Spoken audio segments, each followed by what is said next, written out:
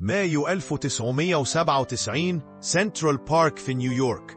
الجو هادي والدنيا ماشية بطبيعتها لحد ما ظهرت دافني عبد الله وكريستوفر فاسكيز، مراهقين عندهم 15 سنة، وشوشو بريئة، عيون فيها حاجة غريبة.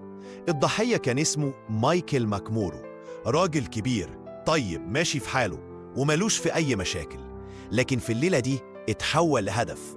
هما الاتنين كانوا عايزين يعيشوا تجربة مختلفة، حاجة مجنونة، حاجة تثبت إنهم فوق أي حد. دافني كانت مهووسة بالقوة والسيطرة، شايفة إن القتل هو طريقها للهيبة. اللحظة اللي بدأوا فيها الهجوم كل حاجة اختلفت. مايكل اتطعن أكتر من 30 طعنة، جسمه اتشوه والدم غطى الأرض، وبعدها رموه في المية كأنهم بيرموا حاجة مش مستاهلة. بعد الجريمة دافني اتصلت بالشرطة وحاولت ترمي التهمة كلها على كريستوفر، لكن التحقيقات كشفت هما الاتنين كانوا شركاء من أول خطوة لآخر طعنة.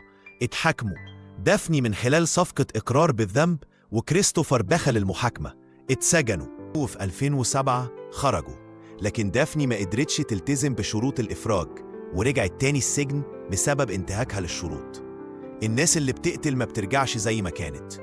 مش كل اللي بيضحك في وشك بريء، ومش كل اللي صغير ضعيف. لو عجبتكم القصة ما تنسوش تشتركوا في القناة وتفعلوا الجرس عشان يوصل لكم كل جديد.